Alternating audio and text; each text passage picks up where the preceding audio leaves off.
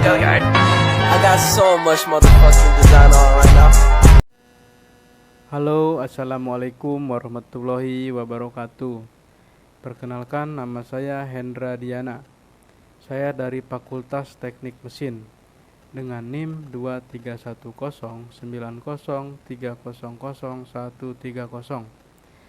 Di sini saya akan menyampaikan atau memenuhi tugas video dari dosen yang terhormat Bapak Joni Arif STMT. Beliau adalah dosen pengampu di mata kuliah Material Teknik. Di sini saya akan membawakan video yang mempunyai materi polimer. Semoga video saya bisa memberikan nilai baik buat saya. Berikut videonya, selamat menyaksikan. Polimer. Pengertian polimer. Yang pertama, polimer adalah molekul yang sangat besar, di mana suatu atau dua unit kecil berulang-ulang. Unit yang berulang dikenal sebagai monomer. Yang kedua, monomer adalah molekul dengan fungsi minimal 2 bereaksi membentuk unit struktural polimer. Yang ketiga, oligomer adalah rantai pendek disintesis dari reaksi beberapa monomer, yaitu ada 3. Yang pertama dimer, yang kedua trimer, yang ketiga tetramer. Itulah dari oligomer. Yang keempat adalah derajat polimerisasi, adalah jumlah unit yang berulang. Selanjutnya, sifat polimer. Secara umum, polimer tersebut memiliki beberapa sifat, di antaranya sebagai berikut. Yang pertama, A atau 1, sifat termal. Polimer ialah sebagai isolator mempunyai sifat termal yang baik walaupun polimer tersebut bukanlah konduktor. Apabila ditinjau dari jenisnya, polimer yang dipanaskan tersebut ada yang menjadi lunak, tetapi terdapat juga yang menjadi keras. Perubahan tersebut sangat penting sebagai bahan komponen tertentu. Yang kedua atau B, sifat kelenturan, disebabkan karena sifatnya lentur kenyal. Polimer tersebut tentu akan mudah diolah menjadi sebuah produk yang diinginkan. Tetapi polimer alam ini lebih untuk diolah sesuai dengan keinginan dibandingkan polimer sintetis. Yang ketiga nih atau C, ketahanan terhadap mikroorganisme. Sifat ketahanan terhadap mikroorganisme tersebut biasanya dipunyai oleh polimer sintetis. Sedangkan untuk polimer alam seperti misalnya sutra, wol, serta polimer alam lainnya, itu tidak tahan terhadap suatu mikroorganisme. Selanjutnya, sifat polimer berdasarkan strukturnya, yaitu ada 5 ya. Panjang rantai. Semakin panjang rantai polimer, maka titik lelehnya juga akan semakin tinggi. Yang kedua, percabangan rantai polimer yang bercabang banyak memiliki daya tegang rendah dan mudah meleleh. Yang ketiga, kristalinitas polimer. Semakin tinggi sifat kristalinitas polimer, maka polimer akan lebih kuat dan tahan terhadap bahan kimia dan enzim. Polimer yang memiliki kristalinitas yang tinggi umumnya memiliki struktur yang teratur. Yang keempat, gaya antar molekul. Semakin besar gaya antar molekulnya, maka polimer akan semakin kuat dan sukar melemah atau meleleh. Yang kelima, ikatan saling rantai atau ikatan silang rantai. Semakin banyak ikatan silang atau saling pada polimer menyebabkan jaringan yang kaku dan keras sehingga mudah patah. Selanjutnya, klasifikasi polimer. Berikut adalah klasifikasi polimer berdasarkan asal, struktur, rantai, jenis monomer, dan kekenyalannya. Berikut adalah klasifikasi berdasarkan asal. Yang pertama, polimer alam. Jenis polimer ini berasal dari alam, yaitu pada hewan, tumbuhan. Contohnya adalah protein, selulosa, dan karet. Polimer alam umumnya terbentuk karena polimerisasi. Yang kedua, polimer semi sintetis. Turunan polimer alam sering disebut sebagai polimer semi sintetis. Contohnya, selulosa asetat adalah turunan selulosa yang terbentuk dari asetilasi selulosa dan digunakan untuk pembuatan kaca film. Yang ketiga, polimer sintetis. Polimer sintetis adalah polimer buatan manusia dan sering digunakan pada kehidupan sehari-hari. Contohnya seperti serat, plastik, karet, atau karet buatan. Polimer sintetis terbentuk oleh proses polimerisasi adisi.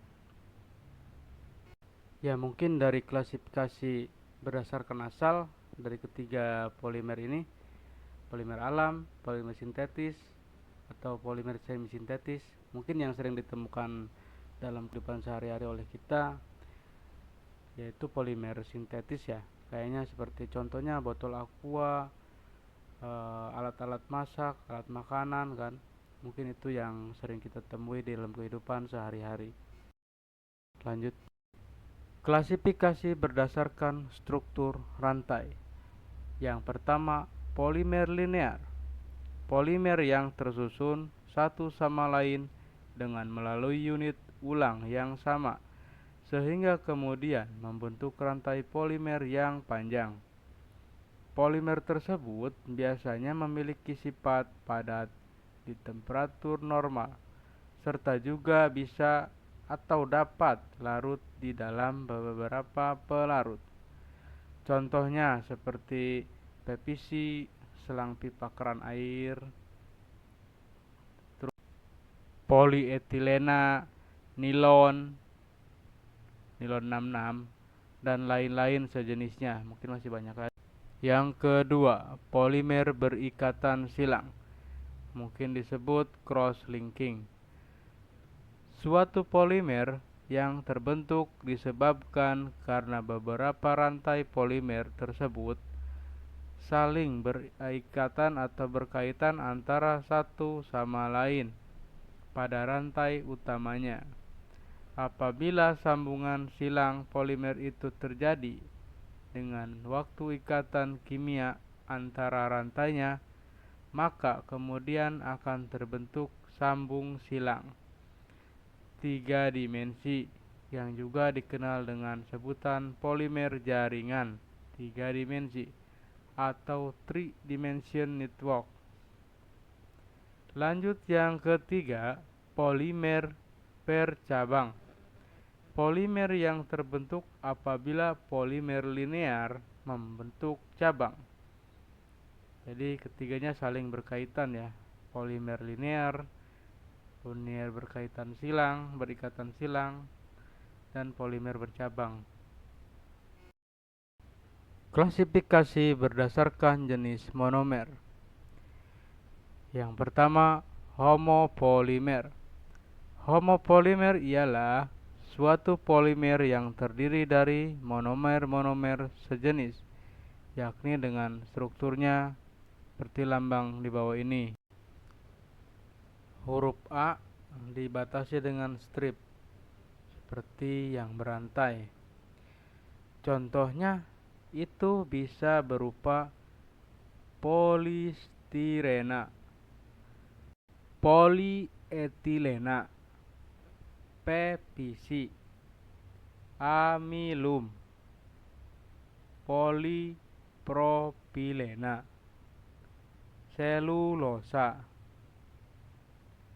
teflon, dan polisoberna. Yang kedua, kopolimer. Suatu polimer yang terdiri dari dua atau juga bahkan monomer yang tidak sejenis, yakni dengan struktur dan sebagai berikut. Yang di bawah ini ya A, yang strip AB, strip AB, strip AB. Polimer jenis ini juga terdiri dari 4 jenis di antaranya. Yang nomor 1, kopolimer bergantian. Yang kedua, kopolimer balok. Yang ketiga, kopolimer tidak beraturan. Yang keempat, kopolimer tempel atau grafit. Klasifikasi berdasarkan kekenyalan. Polimer termoplastik. Polimer termoplastik polimer yang tidak tahan panas sehingga kemudian akan meliat apabila dipanaskan, serta bisa atau dapat dibentuk sesuai dengan apa yang diinginkan. Polimer termoset. Polimer termoset polimer tahan panas yang tidak akan meliat atau meleleh apabila dipanaskan. Berbeda dengan polimer termoplastik, polimer ini akan sangat susah dibentuk sesuai keinginan. Jadi perbedaannya, yang satu mudah untuk dibuat sesuai keinginan, yang termoset itu tidak bisa dirubah. Arti dirubah di sini yaitu dibentuk sesuai keinginan. Termoplastik bisa dibentuk sesuai keinginan, namun polimer termoset itu agak susah dibentuk sesuai keinginan. Kita lanjut dengan jenis-jenis kopolimer. Kopolimer acak yang pertama. Kopolimer acak merupakan jenis kopolimer yang rantai polimernya terdiri atas satuan berulang yang tidak sama dan berikatan secara acak. Strukturnya seperti berikut yang ada di gambar. Strip A, strip B, strip A itulah, dan selanjutnya ya. Yang kedua, kopolimer bergantian. Kopolimer jenis ini terbentuk dari rantai polimer yang terdiri dari sejumlah grup berulang yang tak sama dan berkaitan selang-seling. Strukturnya sebagai berikut, seperti di bawah. Yang ketiga, kopolimer balok. Kopolimer merupakan rantai polimer yang terdiri atas sebuah grup berulang yang sama. Grup tersebut berkaitan secara selang-seling dengan grup lainnya yang juga senama. Strukturnya sebagai berikut. Jadi struktur-strukturnya itu bisa untuk sebagai contoh atau kelompoknya ya. Yang keempat, kopolimer grafit atau tempel. Kopolimer jenis ini memiliki satu macam grup berulang menempel di punggung polimer yang lurus. Dalam hal ini, grup berulangnya cuma satu jenis monomer. Lanjut ke reaksi polimerisasi. Reaksi polimerisasi terdiri dari dua, reaksi polimerisasi adisi dan reaksi polimerisasi kondensasi. Reaksi polimerisasi adisi. Polimerisasi adisi ini umumnya terjadi di monomer yang memiliki ikatan rangkap. Umumnya monomer yang direaksikan di dalam polimerisasi adisi ini merupakan senyawa alkena serta turunannya. Dari reaksi polimerisasi adisi kemudian dihasilkan polimer adisi yakni sebagai produk tunggal. Contoh reaksi polimerisasi adisi. Pembentukan polietilena yang bisa disebut dengan PE dari etena. Yang B, pembentukan PVC dari vinil klorida. Yang C, pembentukan polisoprena dari isoprena. Berikut adalah rumusan polimerisasi adisi. AH2C strip CH dengan turunan CI dengan di sampingnya CH2 dengan HCCI. Itulah vinil klorida dengan PVC. Selanjutnya, reaksi polimerisasi kondensasi. Polimerisasi kondensasi ini adalah penggabungan monomer itu dengan reaksi kimia yang terjadi antara dua gugus. Fungsi berbeda dari tiap-tiap monomer. Polimerisasi tersebut terjadi di monomer yang masing-masing itu memiliki setidaknya dua gugus. Fungsi reaktif. Dari hasil polimerisasi kondensasi kemudian dihasilkan polimerisasi serta juga molekul-molekul kecil seperti misalnya H2O, HCI, serta CH3OH. Polimer misalnya seperti poliamida, polester, polikarbonat, serta poliuretana itu disintesis dengan melalui reaksi polimerisasi kondensasi. Contoh reaksi polimerisasi adisi.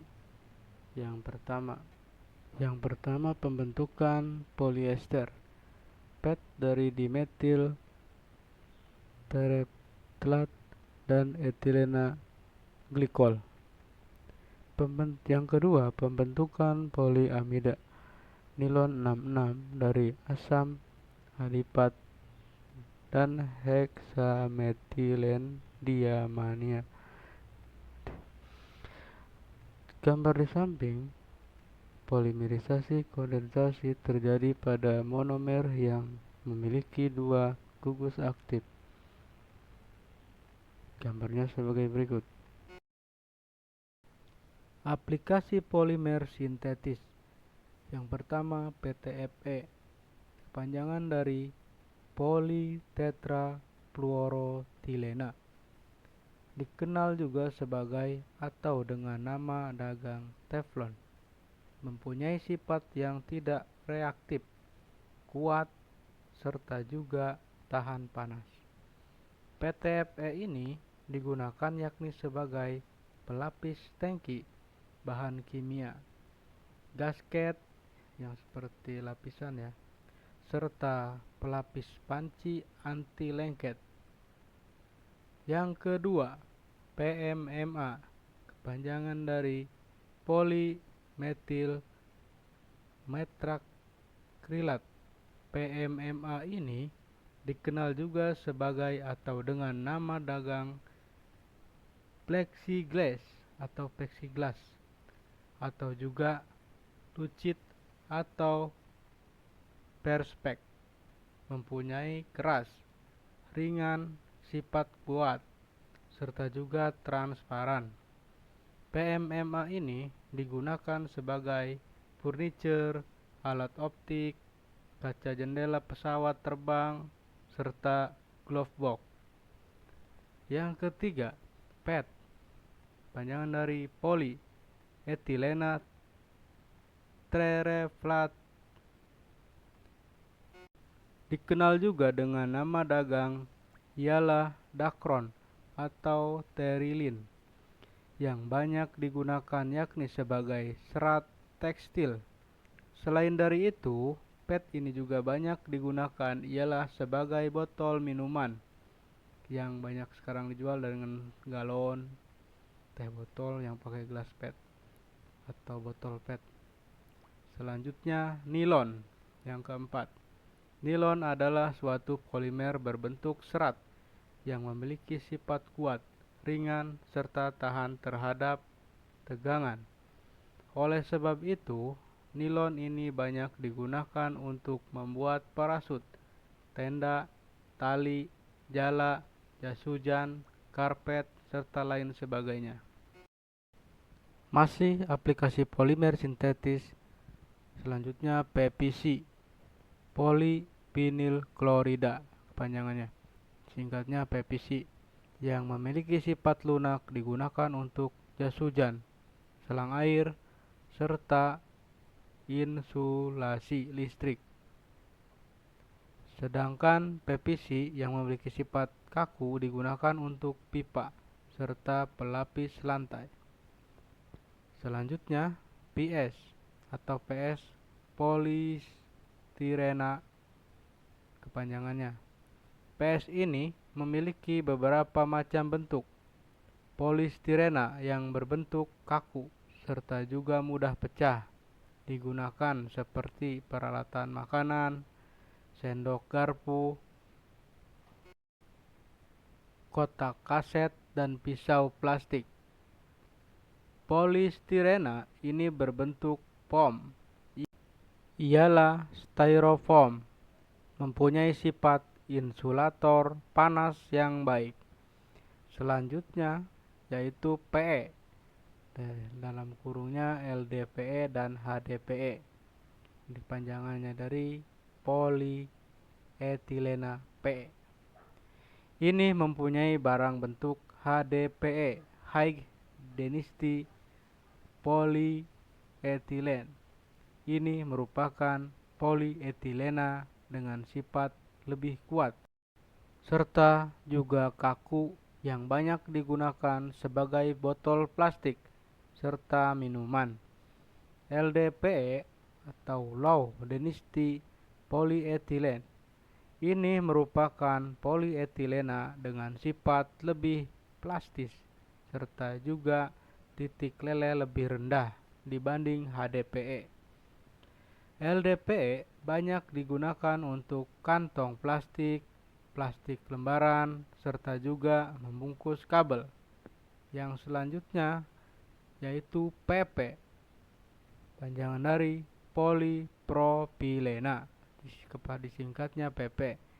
Ini digunakan untuk tali, botol plastik, karpet, karung plastik, peralatan laboratorium, dan minuman. Lanjut ke berat molekul polimer. Yang pertama ke polimer, dilanjut ke rantai panjang, dan diteruskan berat molekul besar. Selama polimerisasi, tidak semua rantai dapat berkembang. Lanjut ke penentuan molekul berupa distribusi. Perhatikan gambar di bawah ini. Diagram-diagram yang tersedia. Yang pertama warna kuning seperti ini, 5 sampai 40 dengan ketinggian 2 sampai 1. Nah, ini yang kedua yang warna biru. Beratnya perhatikan.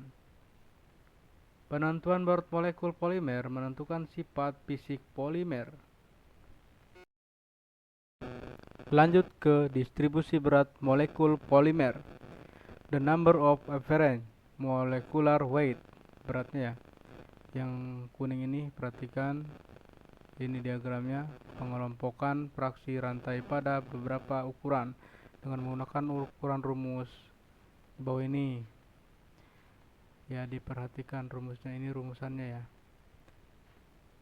Selanjutnya yang the weight of afferent molecular weight, pengelompokan berat fraksi molekul dengan rumusan MW sama dengan ini WM ya, lupa namanya.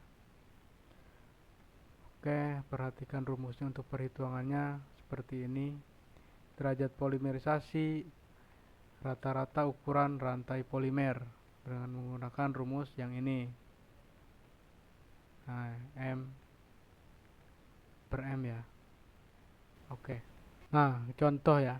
Asumsikan polivinil klorida memiliki distribusi berat molekul seperti pada gambar di slide sebelumnya. Untuk material ini, hitung A, the number of friend molecular weight, yang B, derajat polimerisasi, yang C, the weight of friend molecular weight. Hitung beratnya ya. Datanya sebagai di tabel bawah ini. Ini beratnya. Yang lanjutnya ke ini tabelnya 14 banding 4A. Molecular weight-nya rank-nya ini 5.000 sampai 10.000 dan selanjutnya ya seperti ini. Main-nya meter perseginya melambangkan gram atau mol. Nah, ini penyesuaiannya di sini. Oke. Bisa diperhatikan ya. Antara rank molecular weight-nya, beratnya. Nah, ini ke X1-nya nih ya. Hasilnya, hasil pembagian. Nah, ini lanjut ke X1M1. Oke. Bisa dipahami ya. Lanjut yang B, mer. Strip dari PVC sama dengan 2C, 3H, 1CI. Selanjutnya itu dihitung berat molekul 1 mer ini menggunakan rumus ini, M sama dengan 2. Nah, dari di atas ini ya, dalam kurungnya 12,01 gram atau mol ya. Lanjut ditambahkan dari 3H-nya 3 dalam kurung 10. Nah, itu ditambah lagi 35,45 gram molnya ya. Nah, menghasilkan 62,50 gram mol. Lanjut dengan menggunakan rumus ini, dpm per m ya, ini ya, sehingga 6250 gram mol mendapatkan hasil 338. Nah, untuk yang C, tabelnya sebagai berikut ya. Perhatikan diagram warna birunya atau grafik warna biru. Tabel 14,B ini data used for weight reference. Nah, ini ya, M-nya segini, molecular weight. Perhatikan W1 ini ya, untuk menghitungnya. W1.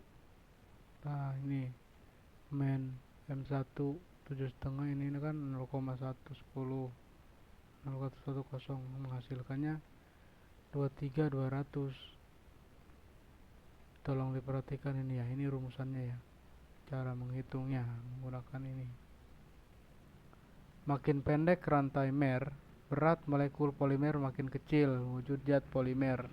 Polimer dengan M 1000 gram atau per mol sama dengan cair. Polimer dengan M 10.000 gram mol itu padat. Oke, bisa diperhatikan. Perhatikan molekul-molekul ini ya, dehydration reaction, reaksi dari dehidrasi.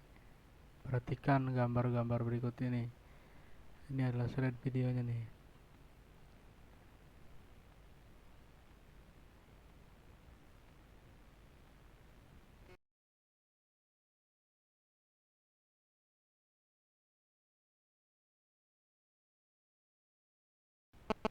Lanjutnya, next. Polyester is made from the two monomers terephthalic acid. Note pH is silent and ethylene glycol care antifreeze. This makes a popular plastic called PETA which is short for polyethylene triphthalate. The synthesis is also a dihydration reaction because water is given off HOCOH plus HOC2 CH2 OH acid head. Nah, HOCH2, nah, ethylene glycol. OH2 acid head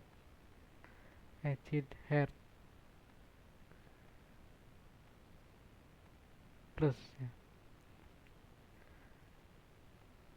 Ester growth bromide. Nah, ini ya, ester growth bromide, molekul-molekulnya, pengelompokan. Before we saw how polyethylene is made from its monomer, ethylene, let's review the structure of some similar compounds to ethylene. Methane, natural gas. Ini ya, C di tengah. Yang propane, perhatikan. Lanjutnya. Next, ethylene has two carbons plus instead of the two carbons sharing just one electron each. They share two electrons each. High temperature or UV light Ku2 of Tc shared varied electron to become unfired.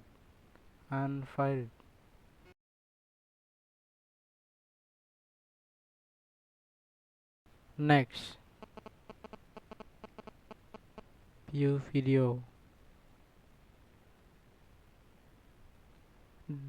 This unfired electron are eager to fire up with another electron.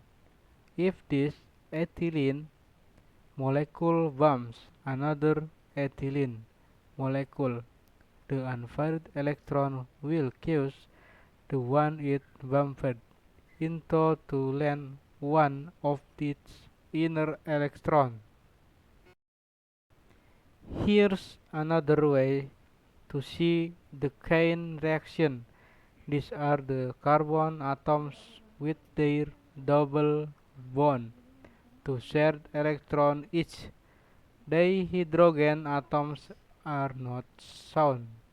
A collision breaks the first bond.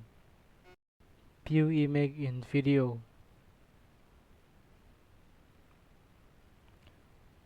Once the first double bond is broken, a chain reaction will occur. In about second, an entry member of compressed ethylene gas turns into the polymer polyethylene. Selanjutnya, polimer merupakan molekul raksasa makromolekul yang terbentuk dari susunan ulang ratusan bahkan ribuan molekul sederhana yang disebut monomer. Oleh karena itu, polimer mempunyai massa molekul relatif sangat besar. Polimer banyak digunakan dalam kehidupan sehari-hari tanpa disadari. Bahan-bahan yang kita gunakan seperti pakaian, botol minuman, map dan kantong plastik, kertas, ban, dan lain-lain merupakan produk terbuat dari polimer. Sebagai gambar di bawah ini, seperti gambar di bawah ini ya. Ada meja, kursi, ban, gayung, dijen, botol, plastik, pipa, paralon. Ini gambar satu berupa benda yang terbuat dari material polimer. Seperti inilah bahan-bahan polimer atau bahan baku dari polimer yang dibentuk menjadi barang-barang kebutuhan manusia yang seperti ini ya. Selanjutnya, nama monomer lebih dari satu kata atau didahului sebuah huruf atau angka. Nama monomer diletakkan dalam kurung diawali poli. Contoh, poli asam akrilat, poli CX metil stirena, poli penetena. Yang poli asam akrilat contohnya seperti ini gambarnya nih, CH2CH, turunannya CO2H. Yang poli metil stirena CH3, turunannya CH2C, dan bentuknya seperti ini. Poli pantena CH2CH, turunannya CH2CH 2CH3. Jumlah yang sangat besar dari struktur polimer menuntut adanya sistem tata nama yang masuk akal. Berikut ini adalah aturan pemberian nama polimer vinil yang didasarkan atas nama monomer. Nama sumber atau umum dalam kurungnya tekstisitas dan isomer. Nama monomer satu kata ditandai dengan meletakkan awalan poli pada nama monomer. Contoh, polistirena yang sudah dijelaskan di awal ya. Yang kedua, polietilena, polieterpuroetilena yang sudah dijelaskan di awal juga, yang adanya teflon, merek dari DuPont. Contoh strukturnya di samping ini ya, CH2CH gitu, dan seterusnya lah ya. Itulah strukturnya. Oke, kembali ke rumus ya. Tadi udah rumus pertama juga udah. Ini kembali ke rumus.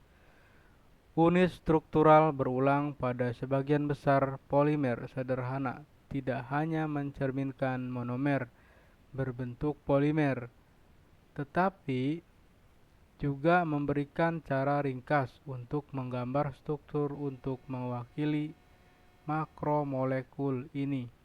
Untuk polietilen, yang biasa dibilang merupakan polimer paling sederhana, hal ini ditunjukkan oleh persamaan berikut. Di sini, etilen dalam kurung etena adalah monomernya, dan polimer linier yang sesuai disebut polietilen. Densitas tinggi dalam kurung HDPE atau disingkat HDPE. HDPE terdiri dari makromolekul dengan N berkisar antara 10.000 hingga 100.000. Bisa dihitungnya dengan berat molekul 2 kali 105 ke 3 kali 106.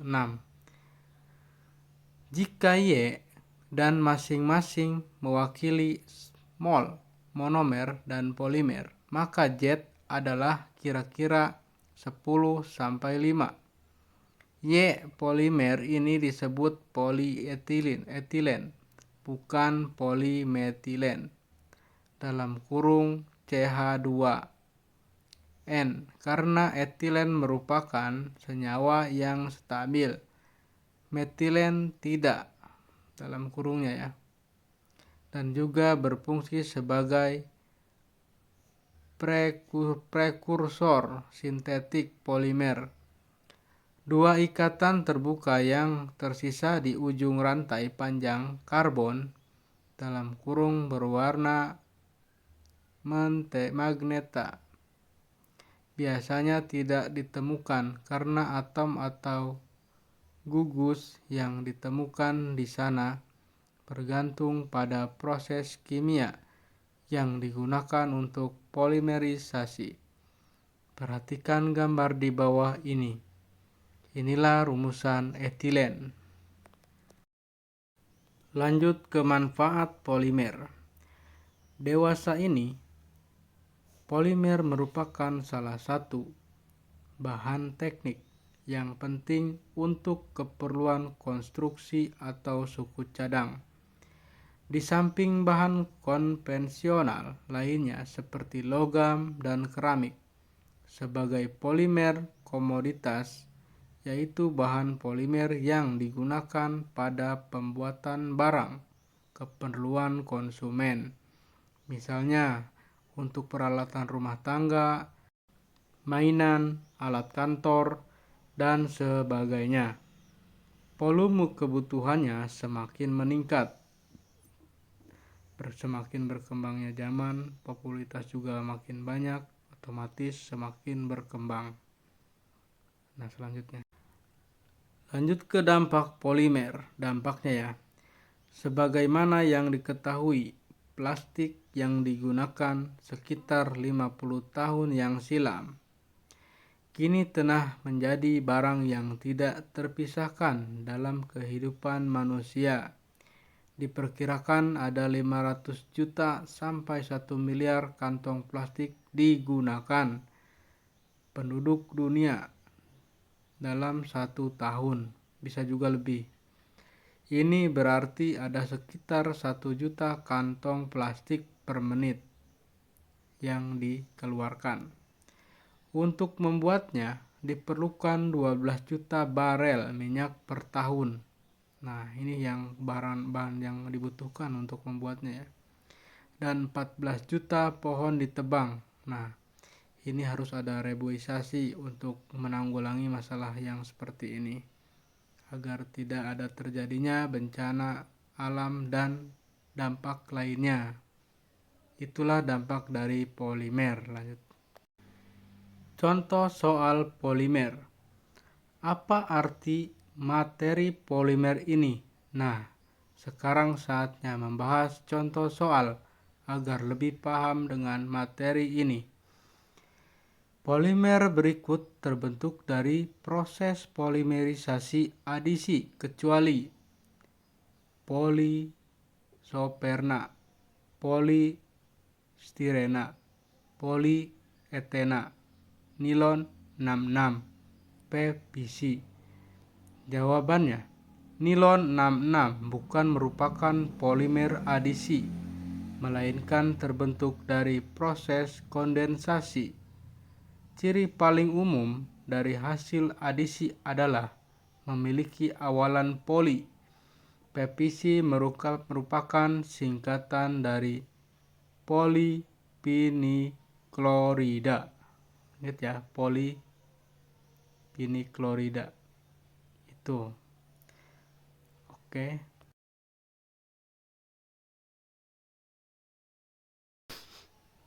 Lanjut ke soal. Sebuah komposisi disusun dari berat fiberglass 57,4 gram dengan densitinya 1,25 gram per centimeter persegi kubik. Komposit tersebut tersusun dari bahan polyester sebagai metrik dengan densitas 1,22 gram atau centimeter kubik. Hasil dari campuran tersebut membentuk komposit sebesar 90 gram. Hitunglah secara teoretik. Yang pertama, berat resin yang digunakan. Yang kedua, volume fiber.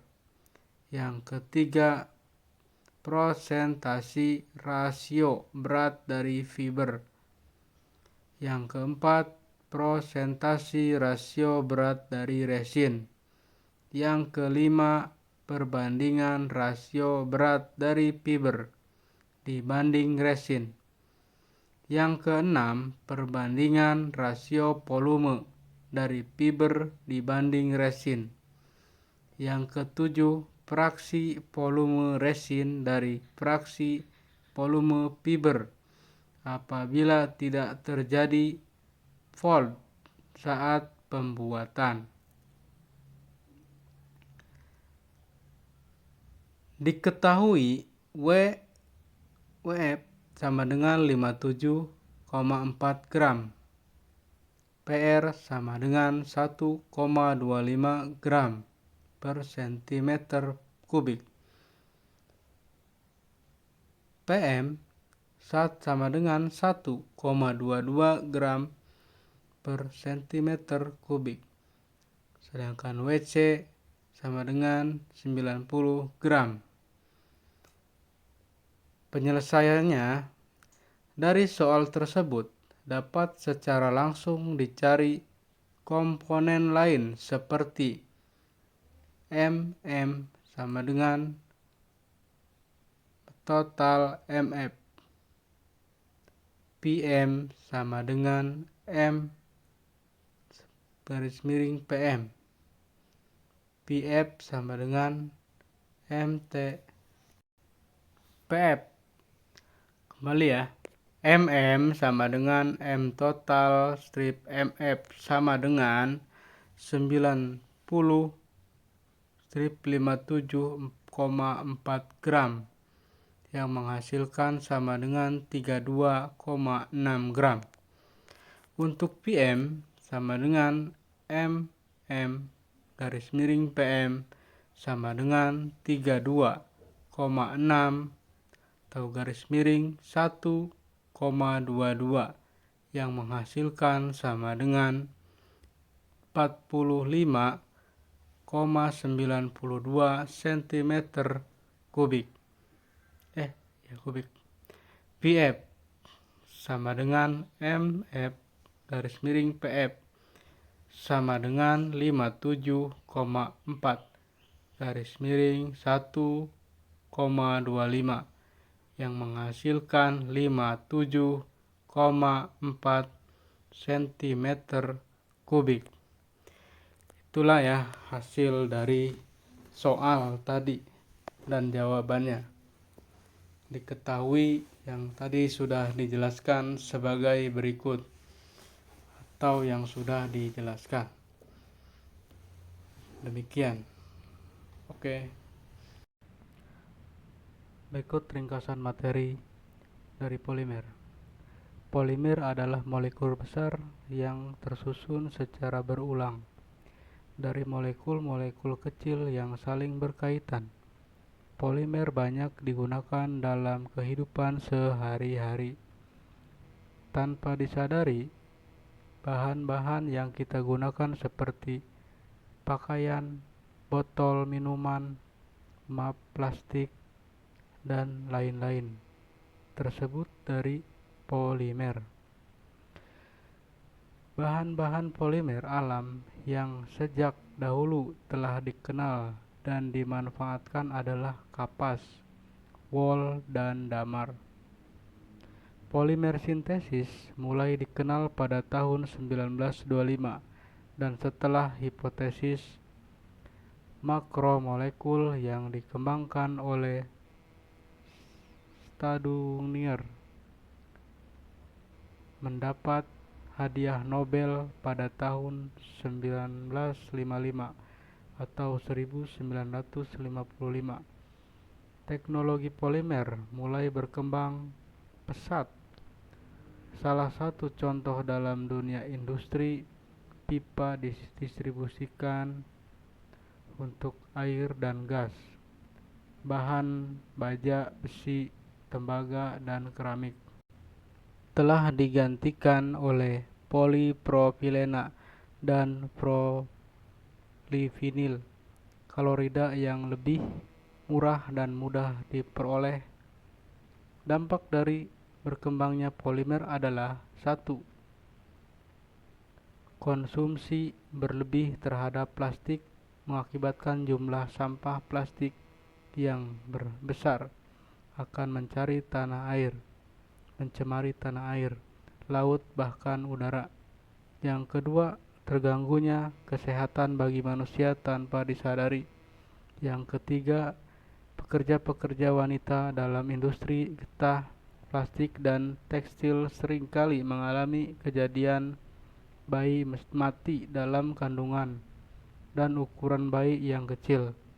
Yang keempat, penggunaan plastik dalam industri makanan akan terjadi kontaminasi zat warna plastik dalam makanan. Zat pewarna hitam kalau terkena panas, misalnya berasal dari gorengan, bisa terurai, terdegradasi menjadi bentuk radikal. Zat racun itu bisa bereaksi dengan cepat, secepat oksigen dan makanan. Kalaupun tak beracun, senyawa tadi bisa berubah jadi racun bila terkena panas.